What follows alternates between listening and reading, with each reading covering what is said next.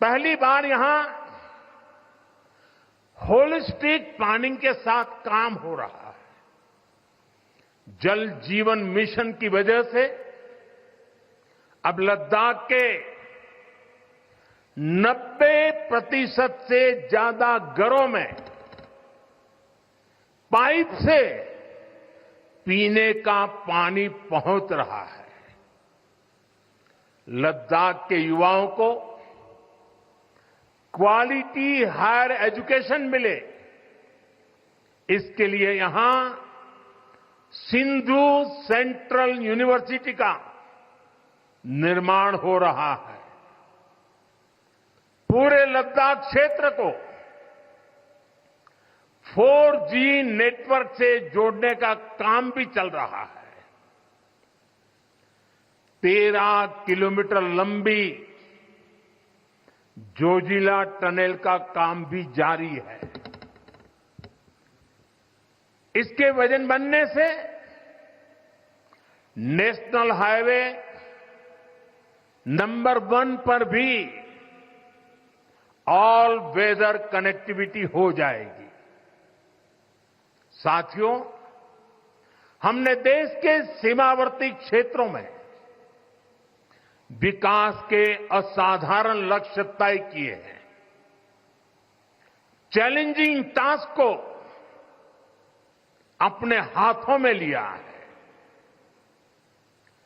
Border road organisation BRO ने ऐसे लक्ष्यों को पूरा करने के लिए अभूतपूर्व गति से काम किया है। बीआरओ ने पिछले 3 साल में ही 330 से ज्यादा इंफ्रास्ट्रक्चर प्रोजेक्ट पूरे किए हैं। इसमें लद्दाख के विकास कार्यों से लेकर पूर्वोत्तर में सेला टनल जैसे प्रोजेक्ट भी शामिल है। मुश्किल टेरेन्स में विकास की एक गति नए भारत की क्षमता और दिशा दोनों दिखाते हैं। साथियों, आज की वैश्विक परिस्थितियां पहले से अलग है। इसलिए हमारी सेनाओं को हथियारों और उपकरणों के साथ साथ कार्यशैली और व्यवस्थाओं में भी आधुनिक होना चाहिए। इसलिए देश दशकों से डिफेंस सेक्टर में बड़े रिफॉर्म्स की जरूरत महसूस करता रहा था। सेना स्वयं वर्षों से इसकी मांग कर रही थी, लेकिन दुर्भाग्य से पहले इसे उतना महत्व नहीं दिया गया। बीते 10 वर्षों में हमने डिफेंस रिफॉर्म्स को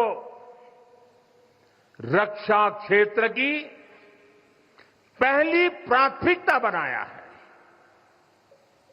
इन रिफॉर्म्स के कारण आज हमारी सेनाएं ज्यादा सक्षम हुई हैं,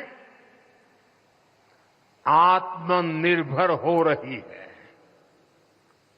आज डिफेंस प्रोक्योरमेंट में बड़ी हिस्सेदारी भारतीय डिफेंस इंडस्ट्री को दी जा रही है। डिफेंस में रिसर्च एंड डेवलपमेंट बजट का भी 25% प्राइवेट सेक्टर के लिए रिजर्व किया गया है। ऐसे ही प्रयासों का परिणाम है कि भारत का डिफेंस प्रोडक्शन अब 1.25 लाख करोड़ रुपए से ज्यादा हो चुका है। कभी भारत की गिनती हथियार मंगाने वाले देश के रूप में भी थी। अब भारत एक्सपोर्टर के तौर पर अपनी पहचान बना रहा है।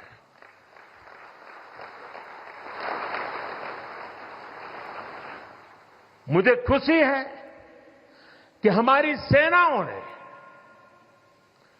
5,000 से ज्यादा हथियारों और ये सैन्य उपकरणों की लिस्ट बनाकर ये तय किया है कि अब ये 5,000 आइटम्स बाहर से नहीं मंगवाए जाएंगे।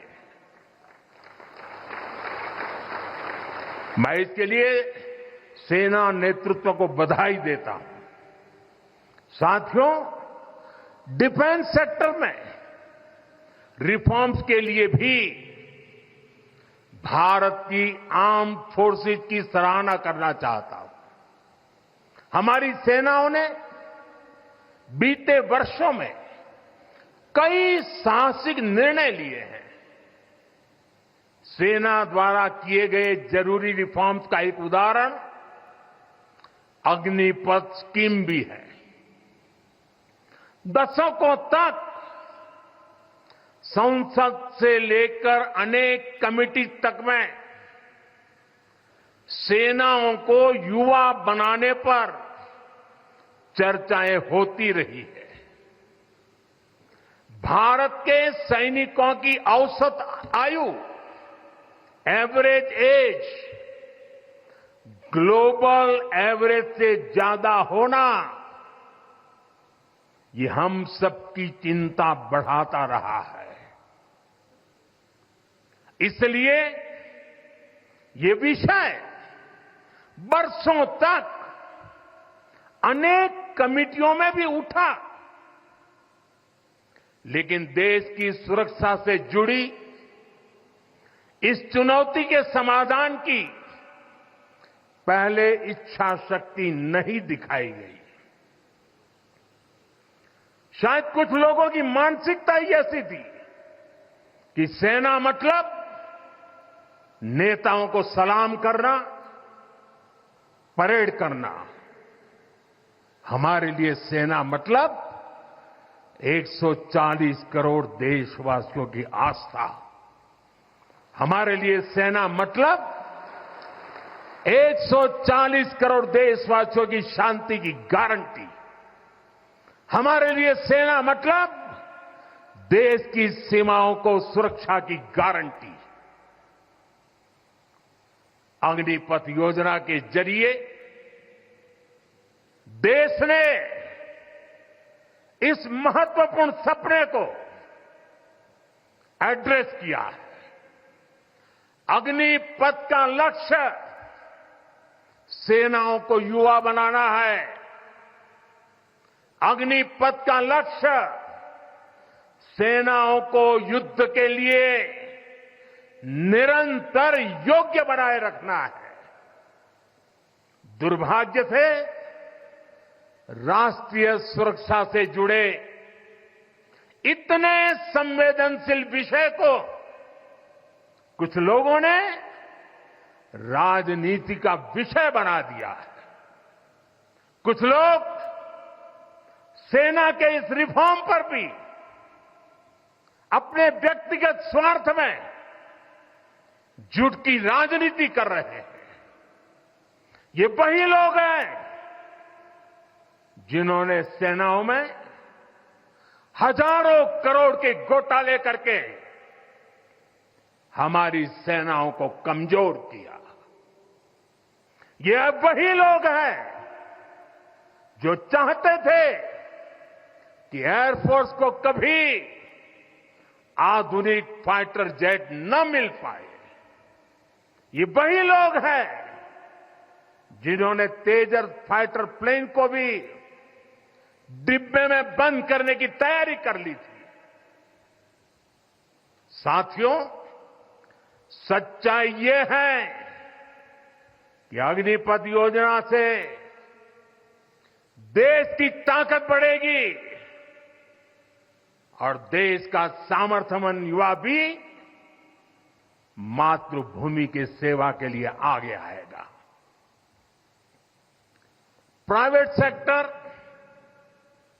और पैरामिलिट्री फोर्सेस में भी अग्निवीरों को प्राथमिकता देने की घोषणाएं की है। मैं तो हैरान हूं, कुछ लोगों की समझ को क्या हुआ है, उनकी सोच को क्या हो चुका है। ऐसा भ्रम फैला रहे हैं कि सरकार पेंशन के पैसे बचाने के लिए ये योजना लेकर आई है। मैं जरा ऐसे लोगों की सोच से शर्म आती है, लेकिन मैं ऐसे लोगों से पूछना चाहता हूं, जरा कोई मुझे बताए, आज मोदी के शासनकाल में जो भर्ती होगा, क्या आज ही उसको पेंशन देना है क्या? उसको पेंशन देने की नौबत 30 साल के बाद आएगी, और तब तो मोदी 105 साल का हुआ होगा, और तब न भी मोदी की सरकार होगी। क्या मोदी जब 105 साल का होगा, 30 साल के बाद जो पेंशन बचेगा, उसके लिए मोदी ऐसा राजनीतिक है जो आज गाली खाएगा? क्या तर्क दे रहे हैं? लेकिन साथियों, मेरे लिए दल नहीं, देश सर्वोपरि है।